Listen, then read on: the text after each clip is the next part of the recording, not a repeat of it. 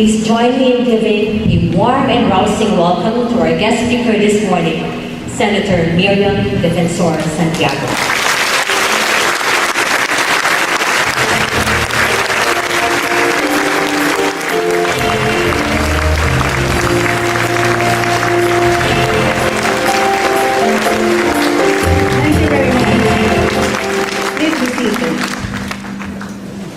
Thank you very, very much for your hospitality in inviting me to be a member of the Maynilad family today. I'm a little bit under the weather, pero malapit lang ako dito. Kaya tinanggap ko na ang panyaya ninyo. Dahil sinabi ko sa sarili ko, hindi naman ako kailangan dumaan sa traffic sa Metro Manila na puno ng kaguluhan at kuminsan mapanganib pa. Bawat umaga, pag umalis ako sa bahay ko, kamukha lang ninyo. Handa na ako makikipagsabak. As if I were going to battle in Mama Sapano. Kaya maswerte ako, malapit lang ang venue natin. Gusto ko pumunta dito dahil gusto ko lang makipag-chismis. Tanungin ninyo ang boyfriend o girlfriend ninyo. Ano ang pinagkaiba mo sa tubig? Ang tubig, iniigib. Ikaw, iniibig.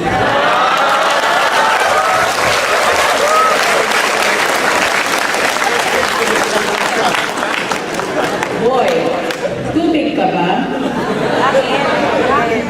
Kasi kung hindi mo ako crush, wala kang taste.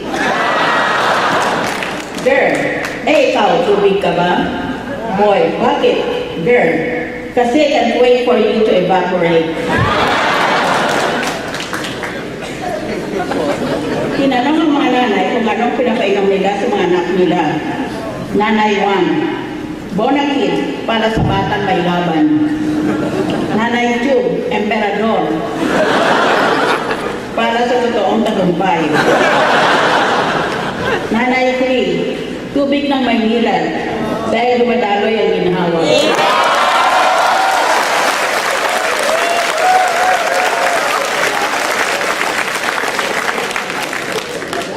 Ano ang sabi ng dagat sa isa pang dagat? Wala, nag-wave lang sila.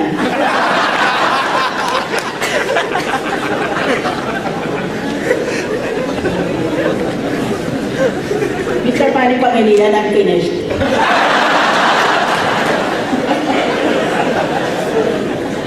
Definition of self-leadership. The simple definition of self-leadership is the process by which you influence yourself to achieve your objectives. In the 2020 book, Self-Leadership by Bryant and Kazan, this term is defined as having a developed sense of who you are, what you can do, where you are going, coupled with the ability to influence your communication, emotions, and behavior on the way to getting there. Thus, I will summarize the meaning of self-leadership as the modern equivalent of the famous command by Socrates. What is that famous command? You remember? Know thyself. If you want to examine yourself about self-leadership, the authorities require 2 skills. According to Bryant and Kazan, these are: first, the first skill is to stop and step back from the things that trigger us to react. Because when we react, we are being controlled by the trigger. Kaya, dapat kunin mong sarili mo dyan sa magulo at tingnan mong sarili mo at ang mga ginagawa ng mga nakapaligid mo. Huwag ka kaagad mag-react dahil kung ganyan na nag-react ka sa ibang tao, ibig sabihin, kinokontrola ka pala nila. Kung gumawa sila ng ganito, masaya ka. Kung gumawa sila ng iba, malungkot ka o galit ka. Always stop, step back. Next, the second skill is to consider our intention, which involves our values and what we are trying to achieve in order that we can live a life of choice. In other words, self-leadership is nothing but coaching yourself. Ikaw na rin ang naging coach mo. Ask yourself the following questions formulated by the authorities. Question: what is it that you want to achieve? Sa 2016, halimbawa, pupunta na naman tayo sa halalan. Ano ba gusto mong mangyari? At ano ba gusto mong makuha sa elect o iboto natin na presidente ng Pilipinas? Gusto ba natin artista? Uso ngayon yun ah. Ang problema lang, hindi mahiwalay ng ating masa ang katotohanan sa nakikita nila sa sine. Kaya nakita mo, ang dalawang pinakapopular na mga presidentiables sa mga artista ay may mga papel palagi sa sine na sila ang nagtatanggol ng mga api. We have to have a sense of distinction between what is real and what is illusory. Ngayon, ang problema ko ay ganito. Ang demokrasya is the rule of the majority, hindi ba? Sinong majority sa ating bansa? Ang mayaman o ang mahirap? Ang mahirap. Always, there are more poor people than there are rich people. There are always poor people and there's a small number of rich people. Kaya, kung sa halalan ng ibase, ang mangyayari, ang mga mahirap, kinokontrola nila ang magiging leader ng ating bansa. At hindi na natin pinapakinggan ang gusto ng mga mayayaman na edukado. And some of them are very highly educated. Kaya ang solusyon dyan sa problema yan ay, we must educate the Filipino public on this first question: what is it that you want? What do you want for the Philippines in 2016? Bakit ba tayo maghalalan kung wala naman palang improvement sa mga nahalal noon? I want you to think about those. And I want you to think about Mr. Manny Pangilinan for President of the Republic.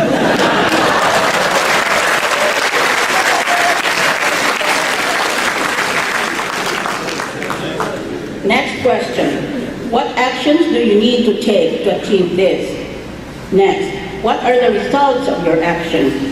Next, is this feedback accurate? And lastly, can I filter the feedback? So, tanungin mo ang sarili mo, hindi lamang sa halalan o sa politika, kung hindi sa sarili mong profesyon o career mo. Ano ba talaga ang gusto mo sa buhay? Self-leadership questionnaire. The 2002 International Journal of Leadership Studies published a shortened version of the self-leadership questionnaire as follows. Number 1, self-goal setting. Gumawa ka ng goal, yung hinahabol mo sa buhay. Ngayon, you should bear in mind the following. I established specific goals for my own performance. Hindi ibang taong patikos tayo ng patikos, kung hindi sarili natin gumawa tayo ng standards natin o ng goals natin. Number 2, self-observation. I make a point to keep track of how well I'm doing at work. I-observe mo sarili mo. Magaling ba ako sa opisinang hinahanap ako palagi ng boss ko pag importante ang ginagawa? O baliwala lang ako at wala naman nagkaanap sa akin pag absent ako? Number 3, self-goal setting. I work toward specific goals I've set for myself. 4, visualizing successful performance. I visualize myself successfully performing a task before I do it. Kaya, napakalaki ng tulong itong tinatawag na self-image. Yun bang gumagawa ka na ng senaryo sa isipan mo, anong magiging ayos ko kung mag-deliver ako ng guest lecture sa Maynilad. So before I came here, I visualized myself, what I was going to wear, how I'm going to greet the audience if I have an opportunity. And I visualized myself standing on this podium, delivering this speech, hoping very much that I can be understood by my audience. Number 5, iyon yung ang una natin pinag-usapan ay visualizing successful performance. Number 5, visualizing performance. Sometimes I picture in my mind a successful performance before I actually do a task. I-hypnotize mo ang sarili mo. Halimbawa, gusto mong maging sexy. Una, bago ka bumili ng sexing damit o makeup, i-visualize mo sa isipan mo kung paano magiging sexy ka. Because it will make you feel and therefore it will make you act sexy. It's the power of self-hypnosis. Ngayon, nakikita ko na maraming sexy dito. Siguro, alam na ninyo ito. So I will go now to the next. 6. Self-reward. When I have successfully completed a task, I often reward myself with something I like. Self-reward is a very good mechanism for encouraging yourself. Life can be a drudgery. You go to work, same things happen, same people you are greeted. More or less, your career is fixed for life. So, dapat, bigyan mo naman ng reward and punishment ang sarili mo. Pag magaling ang performance mo, give yourself a reward, maybe only a chocolate bar, or maybe going shopping at the weekend. 7. Evaluating beliefs and assumptions. Sometimes I talk to myself out loud or in my head to work through difficult situations. For example, you don't really see me in the Senate getting really angry. Sometimes I get angry, but I try to control my temper because I realize sometimes it's not helpful. Hindi ko lang masabi ang thought bubble dito para sa cartoon. Pag galit na ako sa Senado, maswerte sila hindi ako masyadong masalita.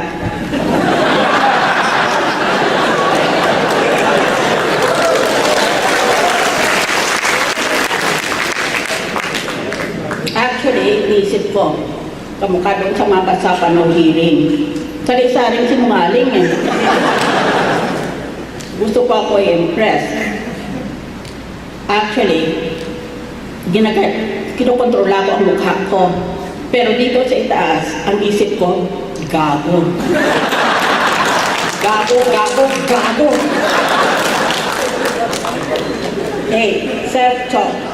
I try to mentally evaluate the accuracy of my own beliefs about situations I'm having problems with. 9. Evaluating beliefs and assumptions.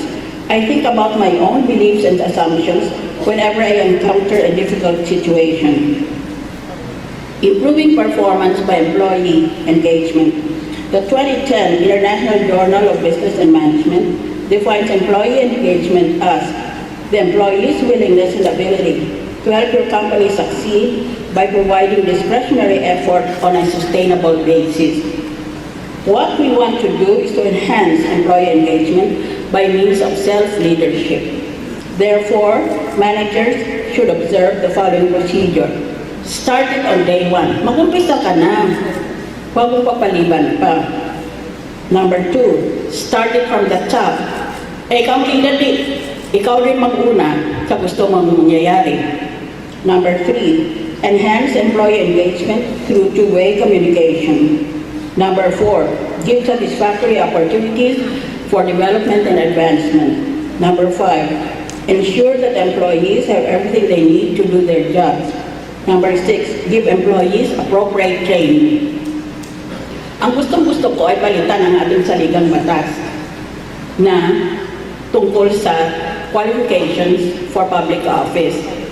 Eh biro mo, basta literate ka lang, makakapagbasa ka at makapagsulat, pwede ka na pala tumakbo na opisyal ng gobyerno. Pwede ka na tumakbo, maski hindi ka nagtapos ng high school na senador o kaya vice president or president. Biro mo yon, sa libro natin, para nyo malaman, para ka magpulis, mag-apply ka palang pagka-pulis, kailangan may college graduate ka. Pero, para maging presidente o senador, hindi kailangan na may high school diploma, may college diploma ka.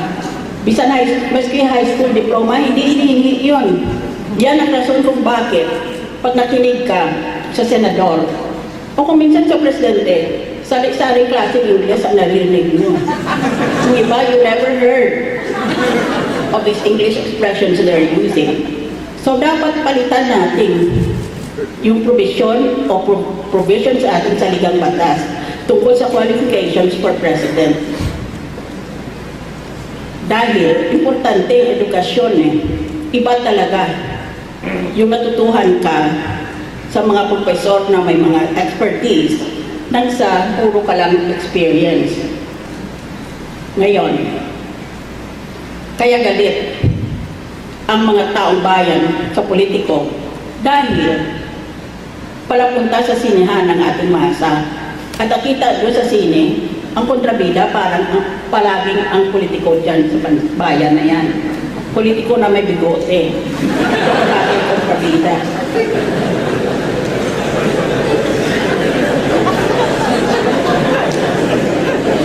Self-leadership should lead to excellence. Excellence means being superior or first class. You would think that everyone would want to become excellent. But this is not so. Many Filipinos are happy with okay na or pwede na ba? Yan. Sociologists might say that our colonization made us feel inferior as a culture.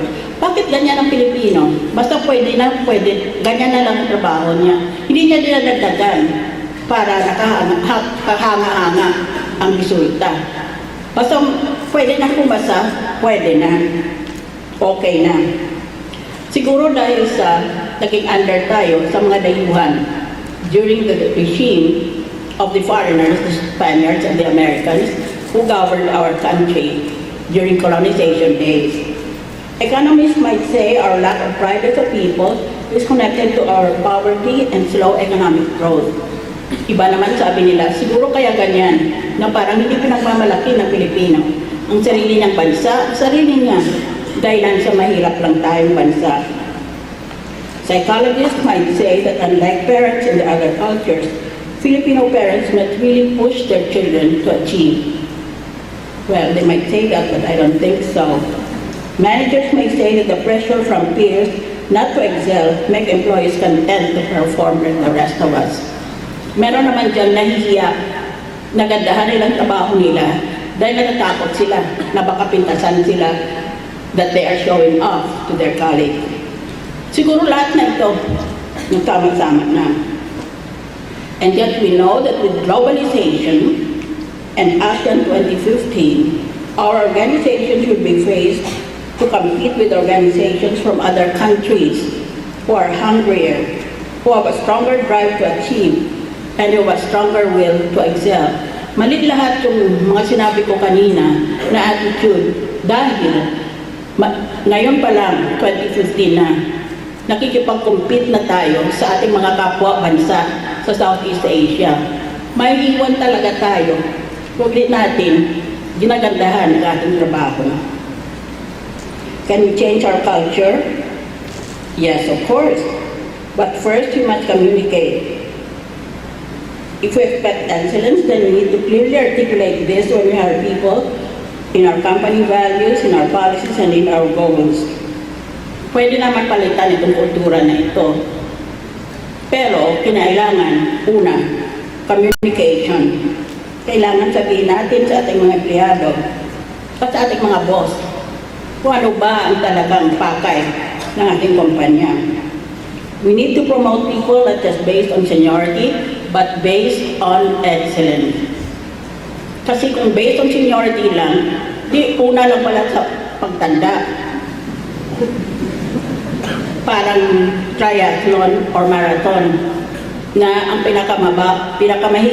pinakamahina siya magiging champion. Hindi tama iyon. Not seniority, but excellence. We need training for values. We need to continually train people to become excellent. Because the world is fast changing, and an excellent worker today can become obsolete tomorrow. Yun ang problema sa mga presidente ng Pilipinas. Nagiging obsolete sila. Unang taon, enjoy na enjoy sila. Ngayon, akala nila dahil presidente sila at maraming nagsisip-sip sa kanila. Pero yung totoo matalino sila. Kaya sa sunod na taon, ang yabang na. Kaya lahat ng presidente bagsak pag malapit na matapos ang 6 na taon nila dahil naniniwala sila sa mga tsutsuwa nila. Tapos nagagalit pa pinintasan. Hindi dapat ganon. And finally, we must practice role modeling. In a country with high power distance, we should have a high respect for leaders. Tingnan mo nangyari nung nabuksan yung pork barrel na pinamimigay pala sa mga NGO at hinanakaw lang pala nila. Dati, nananakaw sila 10%, 20%, 30%. Ay ngayon pala, buo ng 100% ang hinanakaw, nahatig na lang sa senador at sa NGO.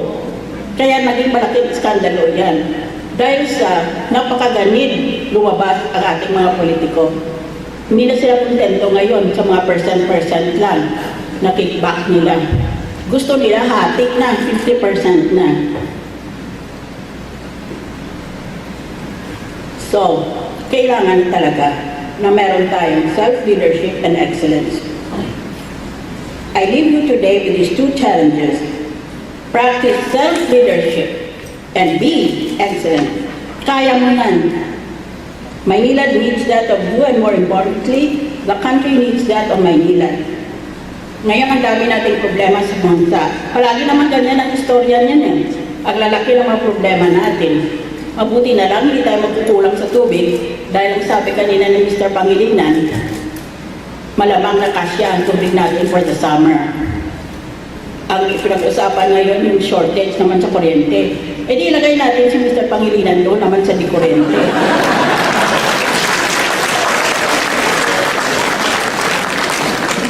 Pero naman ang problema, I assure you from my own personal experience, there is a solution.